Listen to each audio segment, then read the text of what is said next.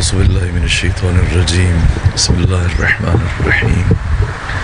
الحمد لله رب العالمين بارئ الخلائق أجمعين. الحمد لأهله والصلاة على أهلها. الصلاة والسلام على سيد الأنبياء والمرسلين العبد المؤيد الرسولنا المسدد. یہ چند دعائیں جب ہم انہیں پڑھیں تو انسان ورطہ حیرت میں ڈوب جاتا ہے. اسے امام نے بات کی، حاکم مجبور ہوا امام کی منطق اور امام کی طریقے جہاد کے سامنے، چونکہ خود امام جس طرح سے کربلا کی اور کربلا والوں کی اور اپنی مظلومیت کو آشکار کر رہے تھے، اس انداز سے یہ بنو امیہ کے چہروں سے مسلسل نقاب الٹ رہے تھے اور انہیں رسوا کر رہے تھے. لیکن جو اسلوب آپ نے اپنایا، انداز آپ نے اپنایا، بالآخر اپنی خفت مٹانے کے لیے، اور جب وہ کوئی اس کا حل تلاش نہ کر سکے تو طے کیا. ہمارے یہاں پنجاب میں عام طور پر بعض ذاکرین اس طرح پڑھتے ہیں، جب کسی امام کی مظلومیت بیان کرنی ہو تو ایک لفظ میں نے کئی دفعہ چونکہ شرکت کرتا ہوں مجالس میں سنا، میں ڈکے کو کچھ نہ آکھن والا مولا. نہ، میں نے جو آئمہ کی زندگی پڑھی ایسا نہیں ہے. اگر انہوں نے کبھی کسی سے کچھ نہ کہا ہو تو پھر انہیں کیوں شہید کیا گیا؟ دشمن سمجھتا تھا کہ کیا ہو رہا ہے. اس طرح سے حزب حاکم کے چہرے سے نقاب اتارا ہے، مجبور ہوا. پھر امام محمد باقر، اور آپ دیکھیں آپ نے امام محمد باقر نے اپنے فرزند امام جعفر صادق کو الگ سے ایک رقم دی، اسے وصیت کر دیتے نا، اور رقم دی کہ 10 سال مینا میں میری عزاداری کروانا. اور جو انداز آپ نے اختیار کیا کہ بالآخر حزب حاکم مجبور ہوا. امام جعفر صادق تلوار تو نہیں اٹھائی امام نے، درس و بحث میں مشغول ہے، اس کے باوجود کتنے طریقے استعمال کیے. میں نے عرض کیا 3 مرتبہ آگ لگائی منصور دوانقی نے امام کے گھر کو. اور امام موسیٰ کاظم قید ہیں تو قید رہیں، اور قید میں آپ کی وفات ہو جائے. کیوں مجبور ہو رہے؟ کبھی بلا کے کہتا ہے بتائیں کیا چاہیے، جو چاہیے دیتا ہوں. یہاں تک کہ جب کہا کہ یہ دیتا ہوں یہ دیتا ہوں، فدق کا نام لیا امام نے، میں نے کل عرض کیا. لیکن پھر دوبارہ قید میں ڈلوا دے، اور اسی قید کی حالت میں امام کی وفات ہو جائے، آپ کی رحلت ہو جائے، آپ کی شہادت ہو جائے. لیکن نہیں، حزب حاکم اس کو تحمل نہیں کر سکتا. اسی لیے جب اس نے قتل کا ارادہ کیا، زہر دینے کا، تو اس کے مشیروں نے کہا ہارون یہ غلطی نہ کرو. ہم سمجھتے ہیں شاید 16 سال امام زندان میں رہے تو کار امامت رکا رہا، نہ ایک لمحے کے لیے بھی کار امامت نہیں رکا. اتنا بلند کردار پیش کیا امام موسیٰ کاظم نے. میں نے آپ کی حیات کے باقی تمام پہلو چھوڑ دیے چونکہ ظاہر آگے بڑھنا، لیکن ایک جملہ عرض کروں. اتنا بلند کردار پیش کیا آپ نے کہ زندان کے بلند اور مضبوط دیواروں سے اور تاریک قید خانوں سے آپ کے کردار کی روشنی چھن چھن کر پورے عالم اسلام میں پھیلنا شروع ہوئی. اس کا اثر اور نتیجہ دیکھیے گا کہ آپ کے بیٹے امام علی ابن موسیٰ رضا کے عہد امامت میں ظاہر ہوا کہ امام موسیٰ کاظم نے کیا کیا، اور بیک وقت کتنے محاذوں پر برسر پیکار رہے. 2 آئمہ کی زندگی اس زاویے سے آپ مطالعہ اگر کریں، ایک امام حسن عسکری علیہ السلام علمی اپوزیشن کے اعتبار سے برادران اہل تسنن حنفی شافعی حنبلی مالکی ہمارے سر کا تاج، پروردگار انہیں سلامت رکھے. قرآن کے بعد جو 6 کتابیں ان کے ہاں سب سے زیادہ اہمیت کی حامل ہیں، صحیح بخاری، صحیح مسلم ہے، ترمذی، ابن ماجہ، ابو داؤد، سنن نسائی، یہ 6 کتابیں جنہیں قرآن کے بعد وہ مستند ترین احادیث کے ذخائر مانتے. یہ 6 کی 6 کتابیں امام حسن عسکری کے زمانے میں لکھی گئیں. اب خود سمجھ لیں کہ آپ کن حالات میں امامت کی ذمہ داریاں ادا کر رہے ہیں. اور اب آئیے امام موسیٰ کاظم. آپ کے عہد امامت میں علمی اپوزیشن کے اعتبار سے تمام ائمہ کی نسبت منفرد صورتحال تھی.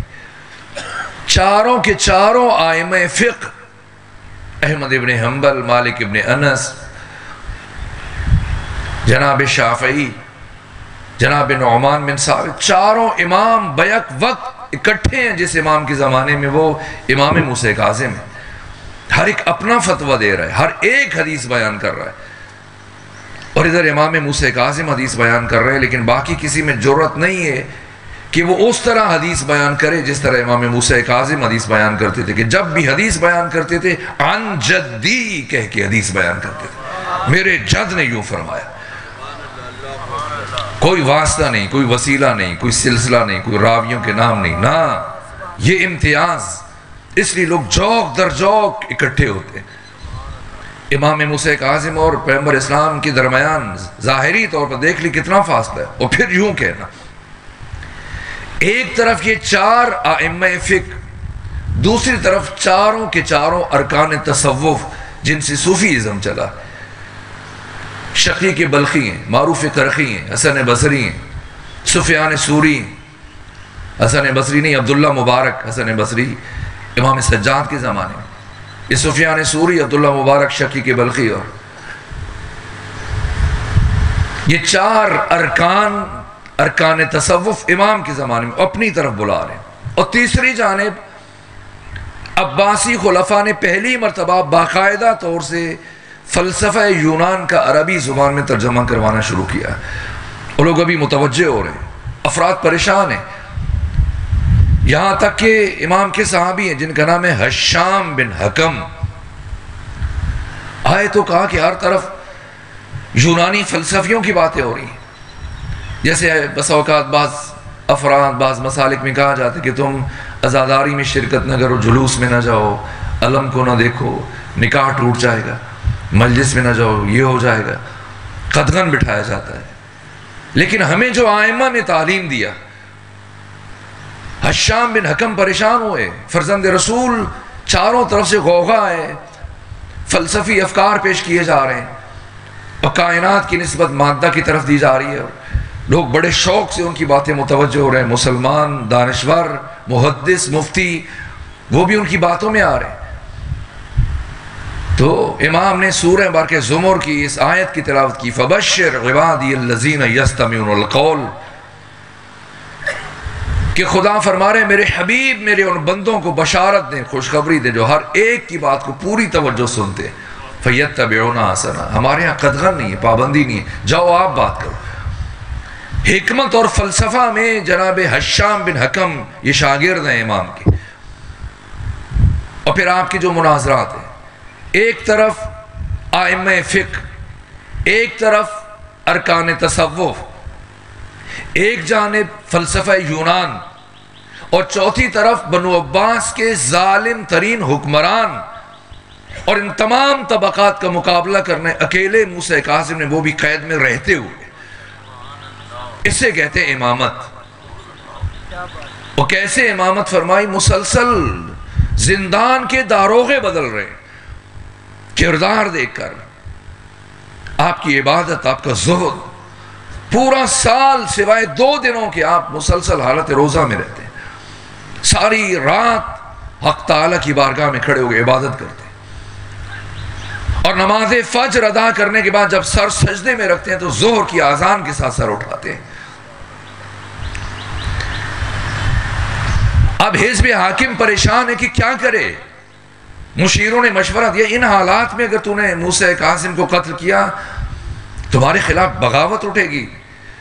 چونکہ اب پوری اسلامی دنیا میں ان کا زہد، ان کی عبادت، ان کا تقوی مشہور ہو چکا ہے. وہ دلوں پہ حکومت کر رہے ہیں. مبادا لوگ تمہارے خلاف اٹھ کھڑے ہوں اور تمہاری حکومت کا تختہ الٹ دیں. 3 بر اعظموں پر حکومت ہے، وہ ڈرا ہوا ہے.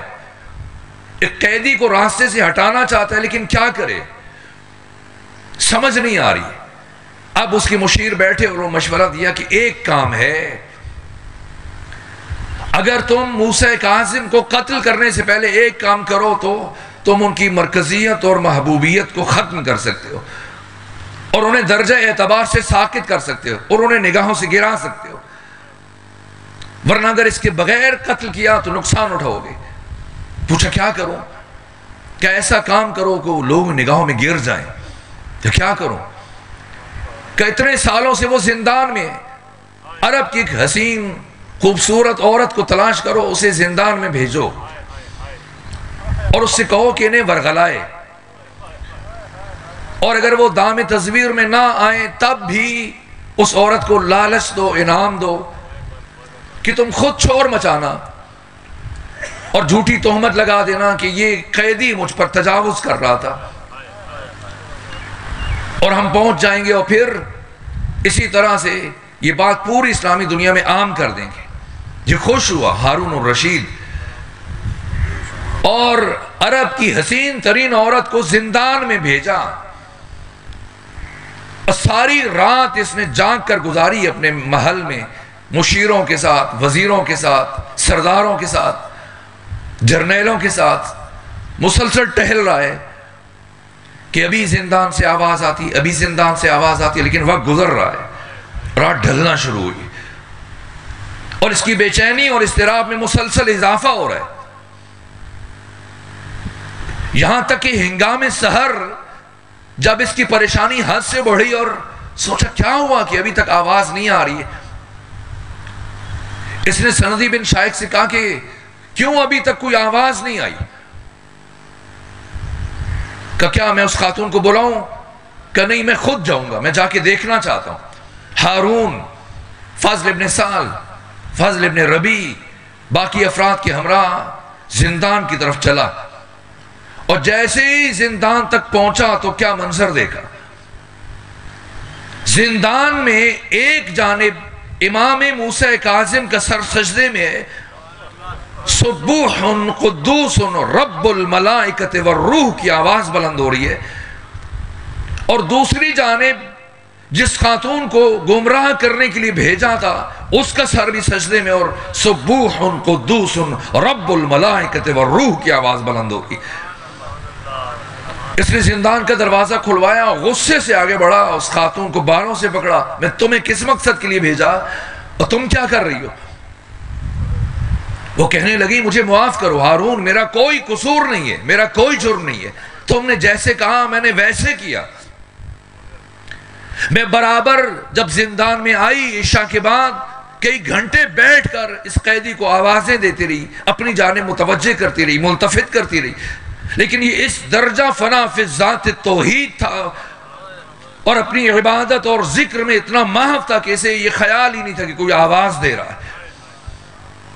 جہاں تک کہ جیسے جیسے وقت گزر رہا تھا میں اس قید خانے کی فضا میں عجیب سی روحانیت محسوس کر رہی تھی، اور سحر سے قریب مجھے یوں لگا کہ زمین سے لے کے آسمان تک نور کا سلسلہ متصل ہے اور ملائکہ الہیہ کا نزول ہو رہا ہے،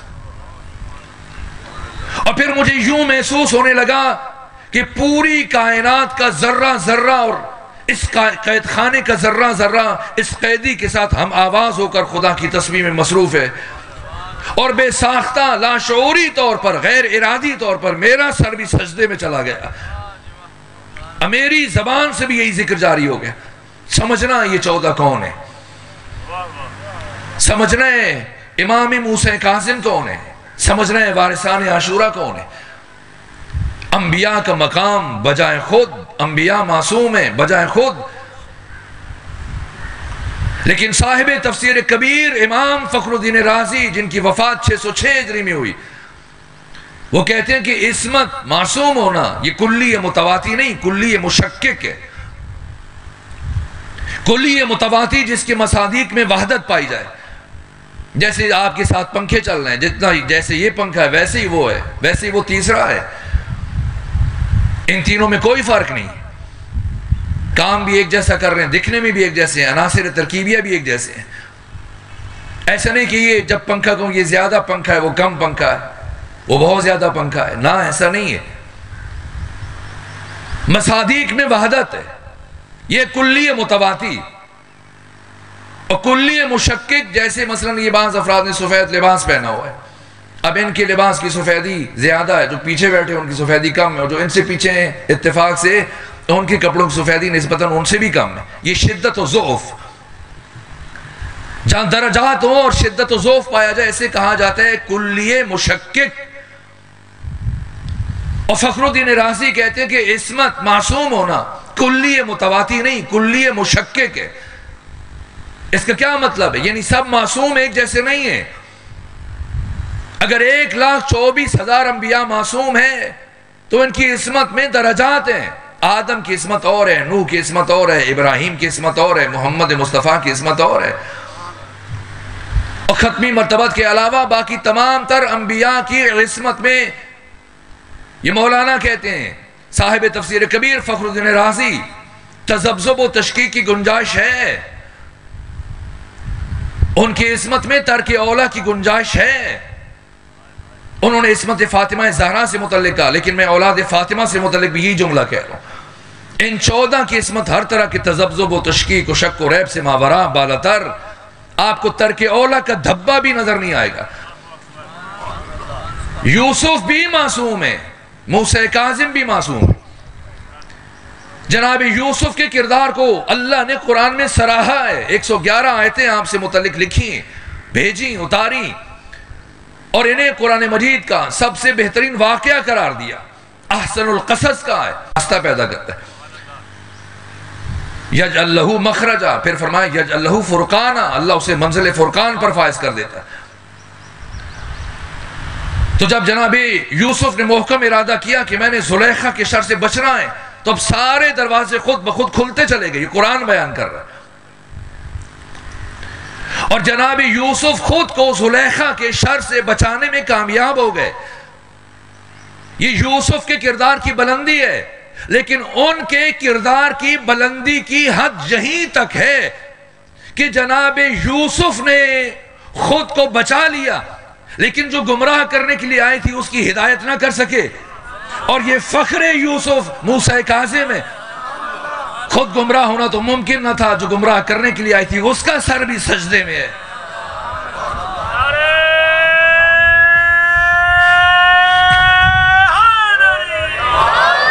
یہ تلوار کے مقابلے میں کردار پیش کیا، کربلا سے لے کر یہ کردار کا تسلسل ہے۔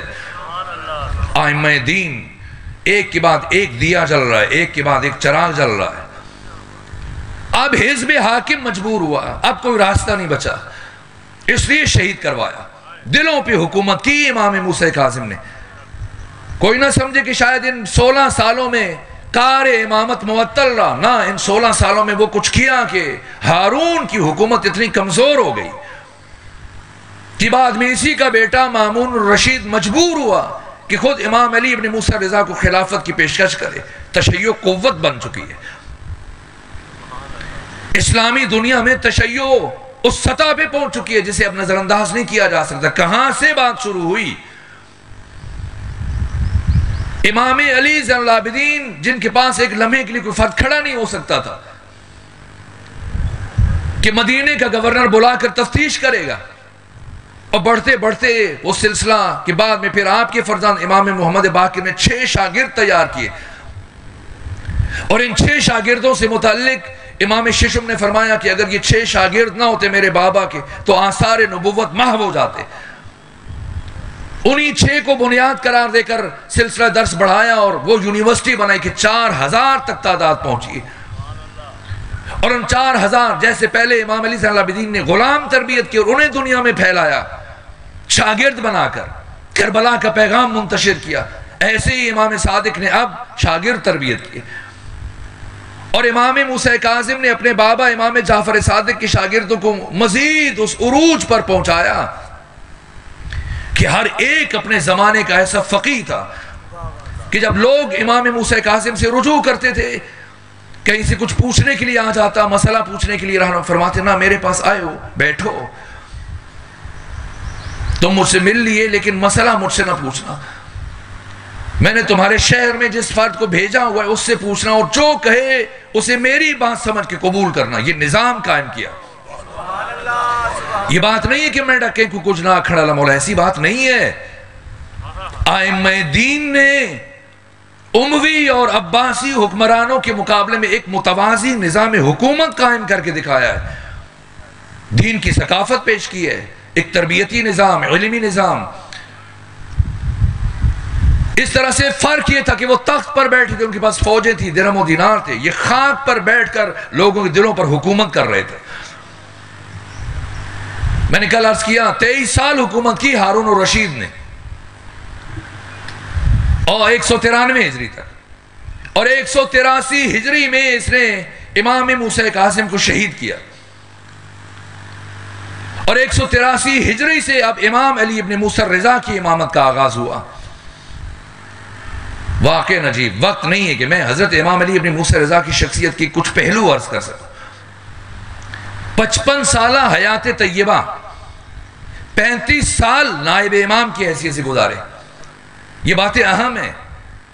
علامہ حائری کی جب ملاقات ہوئی ڈاکٹر اقبال سے، تو مرحوم اقبال نے کہا کہ علامہ آپ کے 11 تو سمجھ میں آتے ہیں، 12واں سمجھ میں نہیں آتا. کہا آپ سے کس نے کہا کہ آپ 12ویں کو سمجھیں؟ بس 11 کو سمجھیں، 12واں خود بخود سمجھ میں آ جائے گا.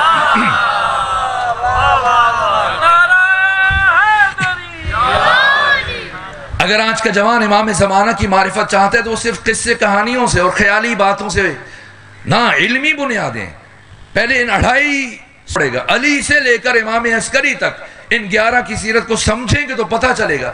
امام زمانہ آ کر کوئی الگ کام نہیں کریں گے. ان کی سیرت، ان کی روش، ان کا کردار وہی ہے جو پچھلے 11 ائمہ کا ہے. ہم نے 11 کی سیرت کو پڑھنا ہے، لازم تھا، ضروری تھا. کاش اس طرح سے جلسات اور ایک ایک امام سے متعلق کم سے کم 10 نشستیں ہوں، ایک ایک عشرہ ہو. لیکن نہ، وقت تیزی سے گزر رہا ہے. تو میں چند ایک باتیں تاکہ مانوس ہو جائیں اور پھر جوان خود سے مطالعہ کرنا شروع کر دیں. 35 سالہ عرصہ یہ نائب امام کی حیثیت سے گزارا، اور 20 سال عہد امامت ہے. اور اپنے دادا امام جعفر صادق کی شہادت کے صرف 16 دن کے بعد آپ کی ولادت ہوئی. اور کیا شرف ہے، کیا مقام ہے امام علی ابن موسیٰ الرضا کا. وقت شہادت 25 شوال بستر شہادت پر جو کلمات ہیں امام جعفر صادق کی زبان پر، فرما رہے اے بیٹے موسیٰ کاظم، اے کاش میں عالم آل محمد کے چہرے کی زیارت کا شرف حاصل کر سکتا اور انہیں دیکھ کر دنیا سے رخصت ہوتا. امام موسیٰ کاظم نے پوچھا بابا جان، عالم آل محمد سے آپ کی مراد کیا ہے؟ کہا آپ کا وہ بیٹا جو میری شہادت کے کچھ دن بعد دنیا میں آئے گا. جنہیں جعفر صادق جیسا امام عالم آل محمد کہے، اور یہ لقب خدا کی طرف سے، جو پیغمبر اسلام نے آپ کو اس لقب کے ساتھ سلام کیا. 16 دن بعد آپ دنیا میں آئے 183 ہجری، اور یہ 35 سال نائب امام کی حیثیت سے گزارے. وقت نہیں ورنہ میں کچھ جملے اس عرصے سے متعلق عرض کرتا. اور 20 سال آپ کا عہد امامت. ان 20 سالوں میں سے پہلے 10 سال ہارون الرشید کے زمانے میں گزارے، 183 سے 193 تک. پھر اگلے 5 سال اس کے بڑے بیٹے محمد امین کے عہد خلافت میں امامت کی ذمہ داری ادا کی، 193 سے 198 تک. اگلے 5 سال پھر ہارون الرشید کے چھوٹے بیٹے مامون الرشید کے عہد خلافت میں آپ نے امامت کی ذمہ داری ادا کی، 198 سے 203 ہجری تک. ان 20 سالوں میں سے 17 سال آپ نے مدینے میں گزارے اور 3 سال آپ نے خراسان میں گزارے، اور مجموعی اعتبار سے آپ نے 52 سال مدینے میں اور 3 سال خراسان میں گزارے. اور ہارون الرشید کے زمانے میں اب بہت کھول کے اس کی مخالفت کیا کرتے تھے، مختلف شہروں میں جاتے تھے، کبھی کوفہ، کبھی کربلا حج کے لیے. امام علی ابن موسیٰ الرضا ہارون الرشید کے خلاف گفتگو کرتے، اس کے ظلم آشکار کرتے. تو جناب صفوان بن یحییٰ جمال عرض کرنے لگے فرزند رسول یوں کھل کے مخالفت نہ کیا کریں، میں ڈرتا ہوں. جیسے اس نے آپ کے بابا امام موسیٰ کاظم کو قید میں رکھا، وہ شہید کر دیا، آپ کے ساتھ بھی وہی سلوک نہ رکھے. یہ سن کر امام جد رسول اللہ کو قتل کی دھمکیاں دیا کرتا تھا کہ میں اس محمد کو مروا دوں گا، قتل کر دوں گا. تو اس کے جواب میں میرے جد بزرگوار پیغمبر اسلام کہا کرتے تھے کہ اگر اے مکہ والو، اگر ابو جہل مجھ محمد مصطفیٰ کو قتل کرنے میں کامیاب ہو جائے تو تم مجھے ہرگز اللہ کا رسول نہ سمجھنا۔ اور اے صفوان، میں بھی وہی بات کر رہا ہوں، اگر ہارون الرشید مجھے قتل کرنے میں کامیاب ہو جائے تو تم مجھے اس محمد مصطفیٰ کا جانشین نہ سمجھنا۔ وہ ہمت نہیں کر پائے گا کہ مجھے قتل کر سکے، جہاں تک کہ 193 ہجری میں خود خراسان میں اس کی موت ہوئی۔ وہاں پر جو شورش تھی اس کو دبانے کے لیے آیا اور ادھر اس کی موت ہو گئی۔ اور بعد میں خود اس کی خواہش تھی مامون الرشید کی کہ امام کو وہیں پر باپ کے قدموں کے سمت دفن کرے، لیکن یہ خود ایک خوبصورت گفتگو ہے، لیکن کسی اور موقع پر، کہ خود ابا سلط ہروی کو جو امام نے وصیت فرمائی کہ مجھے کس مقام پر دفن کیا جائے گا۔ آج ہارون کی قبر بھی وہی ہے، لیکن کسی کو خبر نہیں ہے، کوئی جاتا نہیں ہے، جسے پتہ ہے۔ لیکن امام علی ابن موسیٰ رضا آج بھی دلوں پر حکومت کر رہے ہیں۔ 10 سال ہارون الرشید کے زمانے میں اور 5 سال محمد امین نام محمد تھا، لقب امین تھا۔ یہ زبیدہ جو خود ملکہ تھی اور عباسی خاندان سے تھی، اس کا بیٹا تھا۔ اور ہارون نے یہ ترتیب رکھی کہ پہلے میرا بیٹا امین حکومت کرے گا اور مامون الرشید اس کا ولی عہد ہے، اور خراسان پہ حکومت کرے گا، لیکن اگر امین کو کچھ ہوا تو پھر مامون حکومت کرے گا۔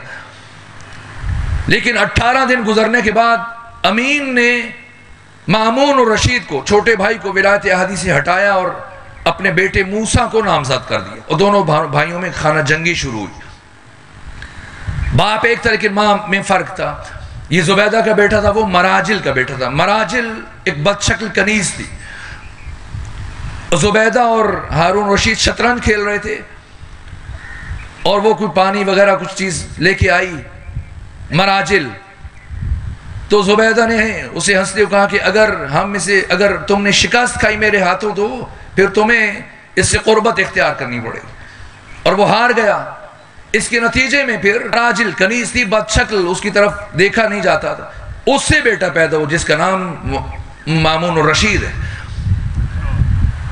170 ہجری میں یہ پیدا ہوا، اور جس دن اس کی پیدائش ہوئی اسی دن ہارون الرشید کی حکومت شروع ہوئی، اور 218 ہجری میں 48 برس کی عمر میں مامون الرشید اس کی موت ہوئی ہے۔ 7واں سب سے زیادہ زیرک اور سمجھدار اور ذہین اور عالم ہوگا۔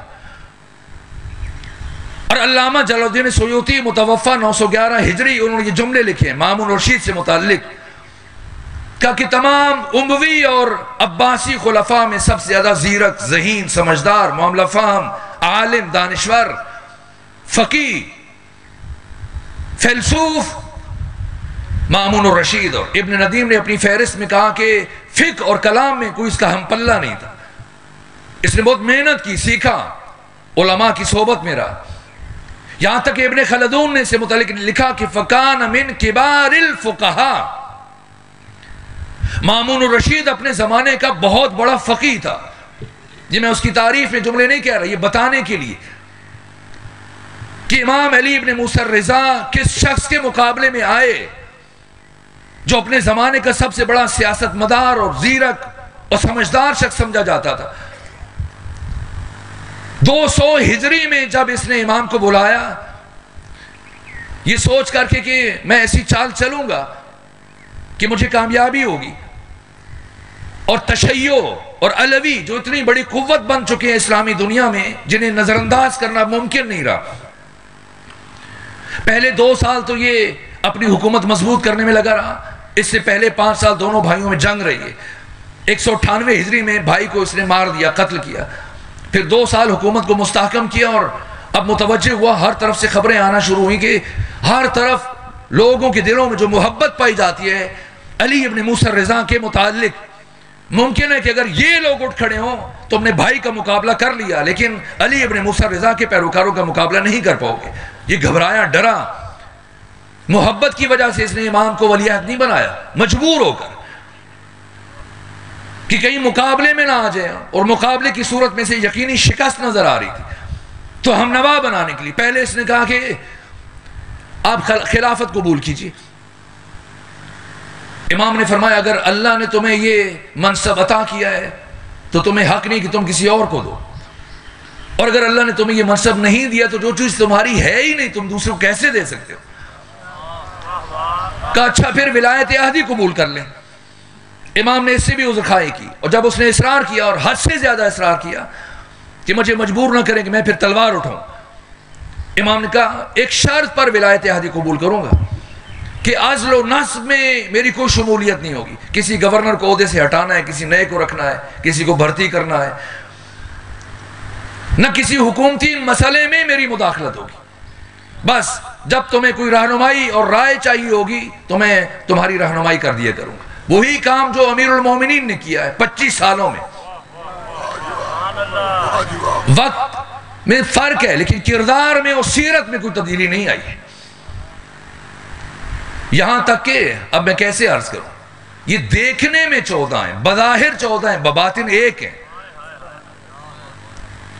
یہ بات خود جب امام آ رہے تھے خراسان میں تو خراسان سے پہلے مقام نیشاپور میں جب امام پہنچے تو یہ بات صرف سمجھانے کے لیے، تو وہاں پر جب پہنچے امام تو اس علاقے سے ایک مومن تھا، اس نے خواب میں دیکھا کہ رات پیغمبر اسلام کو دیکھا کہ انہوں نے محراب عبادت میں بیٹھے اور داہنے طرف ایک تشت میں کھجوریں پڑی ہیں، اور یہ مومن کہتا ہے میں آگے بڑھا اور میں نے خواہش کی کچھ کھجوریں عنایت فرما دیجئے، تو پیغمبر نے مٹھی بھری اور کھجوریں اٹھائیں اور وہ مومن کہتے ہیں مجھے دیں، اور جب میں نے گنا تو ان کی تعداد 18 تھی۔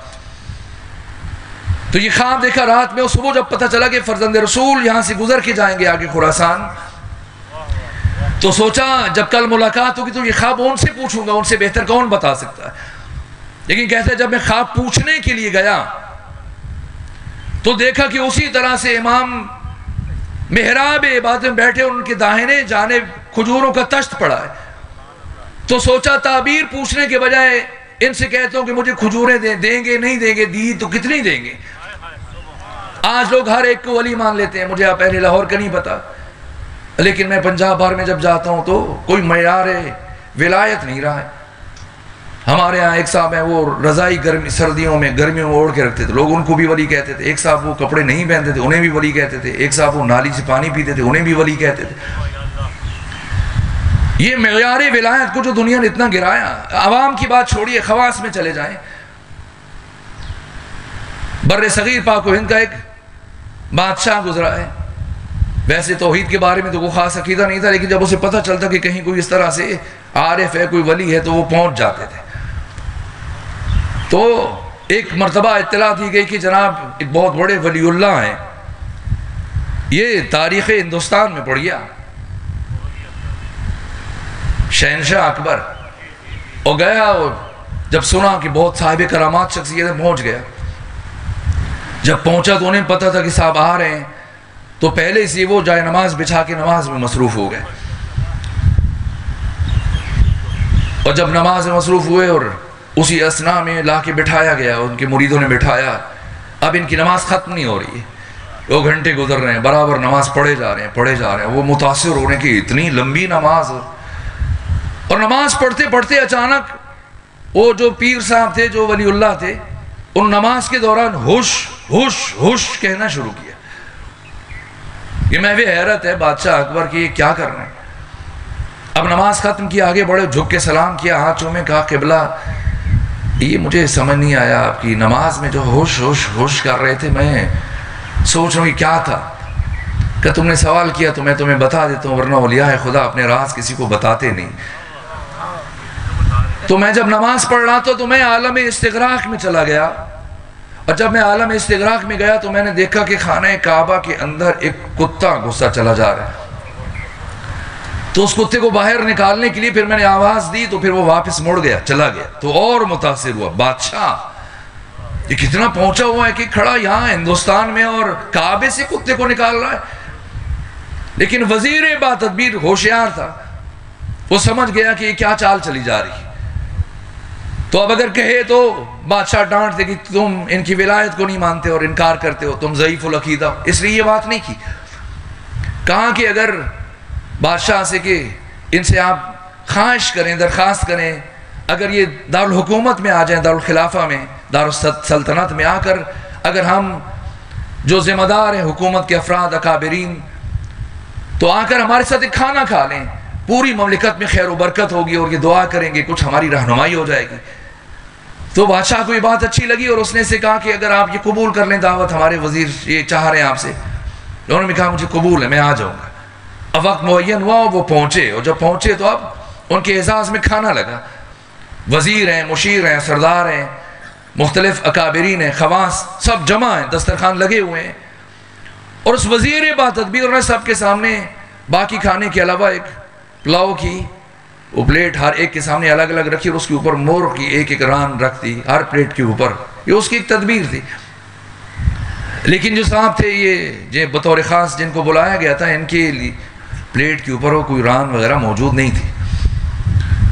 تو اب جب سب نے کھانا شروع کیا تو انہوں نے ہاتھ بڑھایا اور ان کا چہرہ غصے سے سرخ ہو گیا، اور بادشاہ سے کہنے لگے کہ اگر آپ نے مجھے بلا کے رسوائی کرنا تھا تو بلائے کیوں؟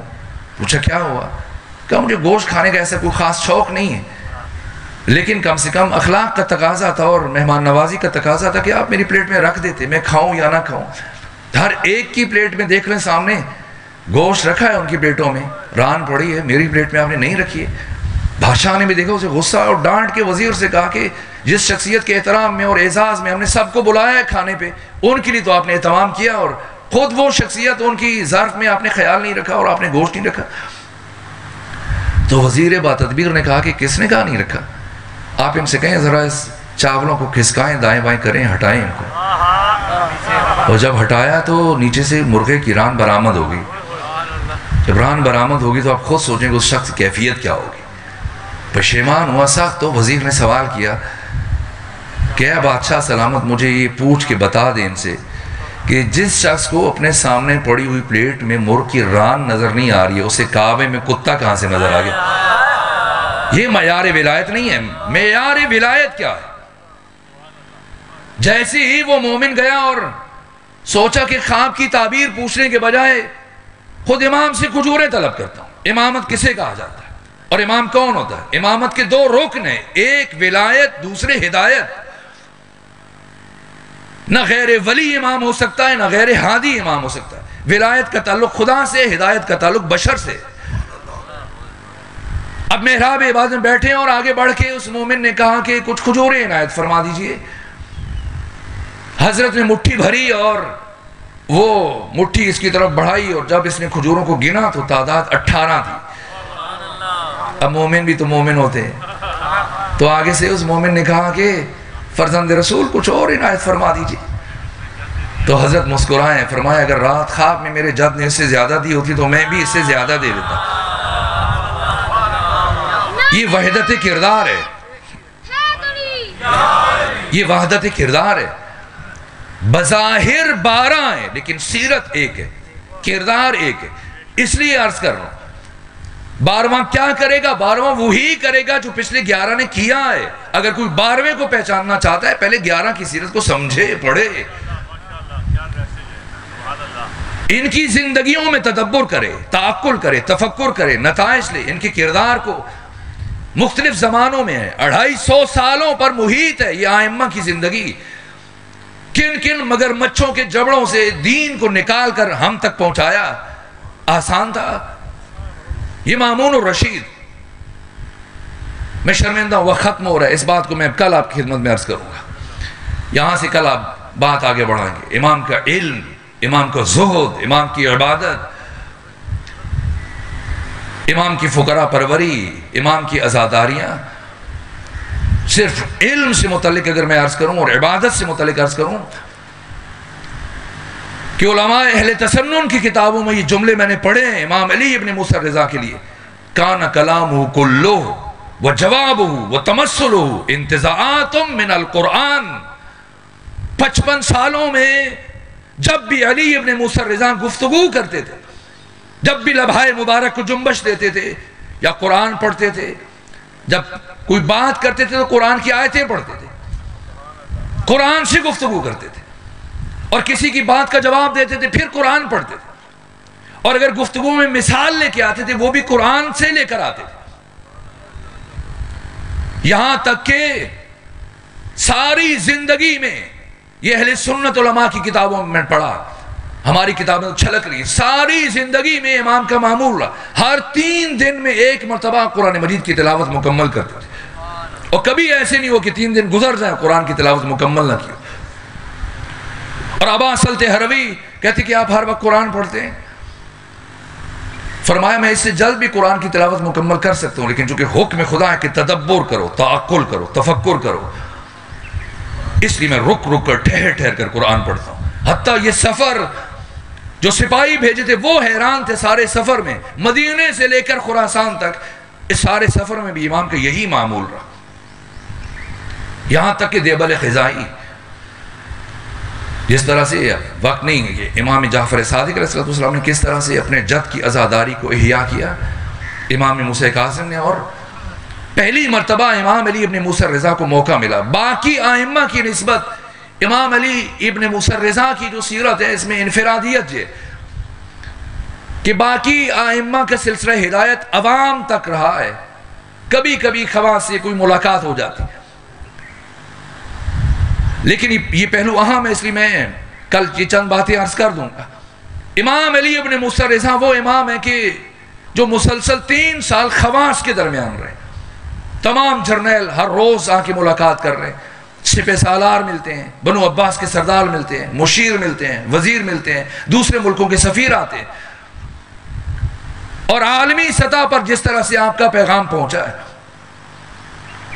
لیکن 3 سالوں میں جہاں باقی کام کیے، ابھی بھی آپ جائے خراسان مشہد، کچھ ایسی مساجد ہیں جو امام نے بنوائی تھی، اور بہت سارے جو فلاحی کام جن سے متعلق میں کل اشارہ کر دوں گا۔ ایک کام جو 3 سالوں مسلسل انجام دیا وہ اپنے جد امام حسین کی عزاداری تھی، یہاں تک کہ دیبل خزائی کو بلایا مرثیے کے لیے، مرثیہ پڑھو،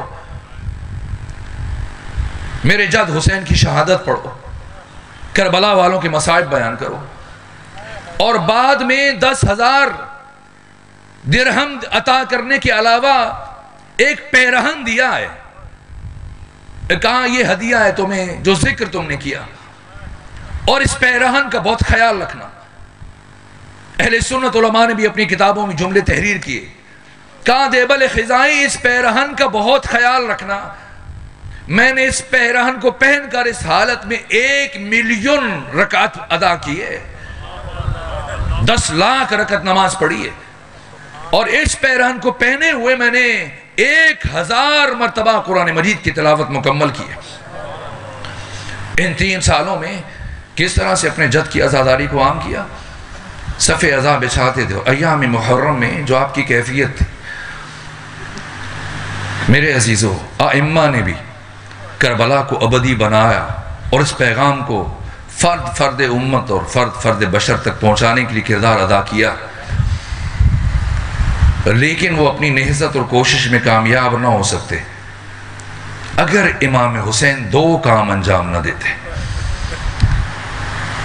چاہے باقی سب کی قربانیاں دے دیتے، لیکن اگر 2 ہستیوں کو امام حسین قربان نہ کرتے تو آپ کی نہضت حجاز تک محدود رہ جاتی اور شاید وہاں بھی ختم ہو جاتی۔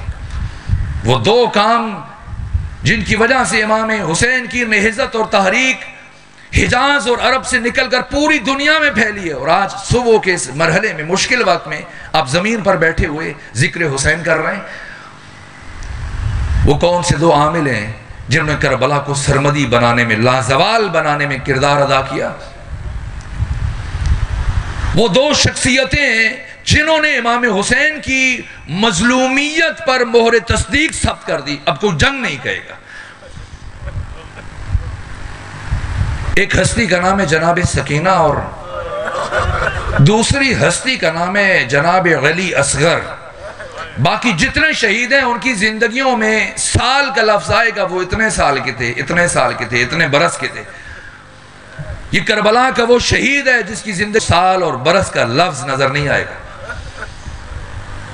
ابھی چلنا بھی شروع نہیں کیا ہے، لیکن دین کو اپنے پاؤں پہ کھڑا کر کے چلا گیا۔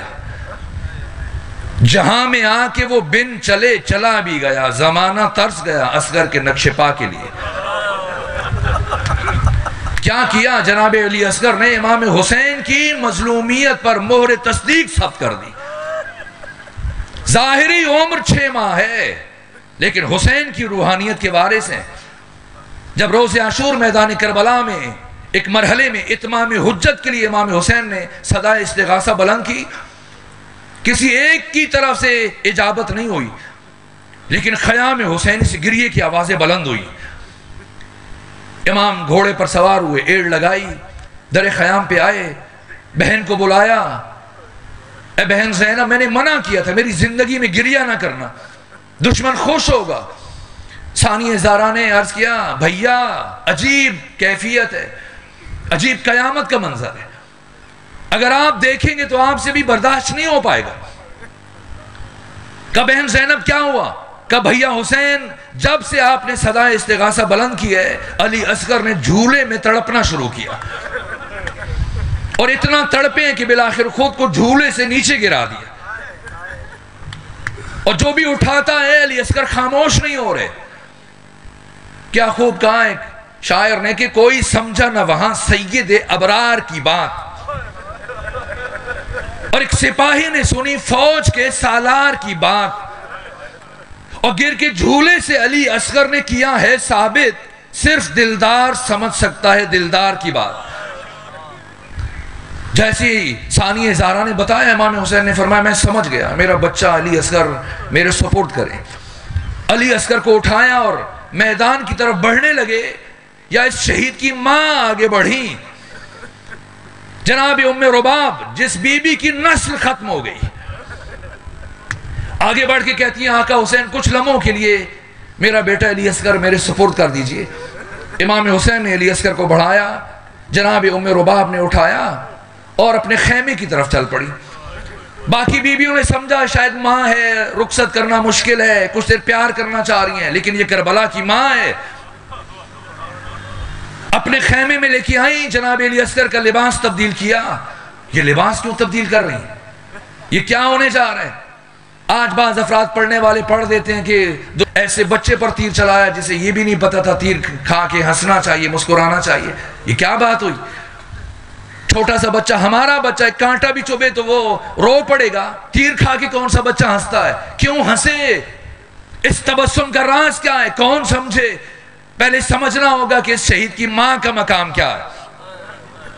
پہلے کربلا کی ماں کو سمجھیں گے پھر پتا چلے گا علی اصغر کا۔ دوسرا کام عجیب کیا، ایک رومال آپ کی کمر میں اس طرح سے باندھا جس طرح سے ایک سپاہی کو میدان جنگ کے لیے تیار کیا جاتا ہے۔ اور تیسرا کام جو کیا بی بی نے، وہ جناب علی اصغر کی آستینوں کو الٹ دیا جیسے کوئی سپاہی اب حملہ کرنے کی تیاری کرتا ہے۔ اور چوتھا کام، آنکھوں میں سرما ڈالا اور پھر ہاتھوں پہ اٹھایا اور وصیتیں کرنا شروع کی۔ یہ کربلا کی ماں ہے، اس تبسم کا راز کیا ہے؟ کیوں تیر کھا کے مسکرائے؟ ایک مرتبہ ام رباب کہتی ہیں بیٹا علی اصغر میں نے سن رکھا ہے آج کے دن آپ کو میدان کربلا میں تیر لگے گا، اور بیٹا علی اصغر جب آپ کو تیر لگے ہو سکے تو گریہ نہ کرنا۔ آپ کے بابا حسین صبح سے لاشیں اٹھا اٹھا کر تھک چکے ہیں، اگر آپ گریہ کریں گے آپ کے بابا کے دل کو تکلیف پہنچے گی۔ اور بیٹا علی اصغر جب آپ شہید ہو جائیں گے تو شہادت کے بعد حوض کوثر پر آپ کے دادا علی اور آپ کی دادی فاطمہ اپنے ہاتھوں میں جام کوثر لیے آپ کا انتظار کر رہے ہوں گے، لیکن بیٹا علی اصغر جب وہ آپ کو جام کوثر پیش کریں تو خبردار نہ پیجئے گا، اپنے بابا حسین کا انتظار کیجئے گا، اس لیے آپ کے بابا حسین آپ سے زیادہ پیاسے ہیں۔ اور اگر دادی فاطمہ پوچھ لے کہ علی اصغر آپ کی ماں نے آپ کا چہرہ دھلا کر کیوں نہیں بھیجا، تو بتانا کہ دادی اماں پانی پینے کے لیے موجود نہیں تھا، ورنہ میری ماں میرا چہرہ دھلا کر بھیجتی۔ اور جناب علی اصغر کو آ کر امام حسین کی گود میں دیا۔ حسین چلے، تفصیلات ہیں، وقت ختم ہو رہا ہے، بس چند جملے اور سن لیجئے۔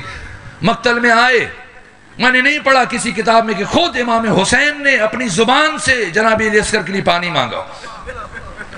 دشمن متوجہ ہوا، اس کی تصریح کی شہید مرتضی مطہری نے، یہ حسین ابن علی کی خودداری کے خلاف ہے، بس لائے اور دشمن خود متوجہ ہو گیا۔ کہا عمر ابن سعد کہتا ہے حسین پانی چاہیے، امام نے فرمایا اس بچے کی حالت دیکھ لو، یہاں تک کہ عمر ابن سعد نے کہا ایک مرتبہ عمر ابن سعد نے کہا ہرملا میرے عزیزو اس نے وہ تیر اٹھایا جس تیر کا وزن بہرحال علی اصغر سے کافی زیادہ تھا. اب حسین ابن علی نے علی اصغر کو ہاتھوں میں لیا ہوا ہے. تاریخ حسین پیچھے ہٹے, 7 مرتبہ حسین آگے بڑھے کہ خیمے میں جاؤں یا خیمے میں نہ جاؤں. پھر خیمے میں نہیں گئے. کیوں نہیں گئے؟ اگر علی اصغر کو اس حال میں لے کے گیا مبادا کوئی بیوی دیکھ کر مر نہ جائے. یہاں تک کہ امام حسین علی اصغر کو خیام میں لے کر نہیں گئے, خیام کی پشت میں اپنی شمشیر سے قبر کھودنا شروع کی, اور جب قبر کھود چکے اب علی اصغر کو قبر میں رکھا اور پاؤں کی جانب سے ریت ڈالنا شروع کی, اور ریت ڈالتے ڈالتے جب گلو اطہر تک پہنچے اب حسین جیسا حساس امام سوچ رہا ہے کہ کیسے علی اصغر کے چاند جیسے چہرے پر ریت ڈالے. ابھی حسین یہ سوچ رہے تھے, اپنی ہمت جمع کر رہے تھے, یا پشت سے ایک ہاتھ بڑھا, آپ کے کندھے پر ہاتھ آیا. حسین نے پلٹ کر دیکھا, اس شہید کی ماں ام رباب کھڑی, یہ کہہ رہی تھی آقا جائیے, آپ اپنے ادھورے کام کو مکمل کیجئے, اس کام کو آپ کی کنیز ام رباب انجام دے گی.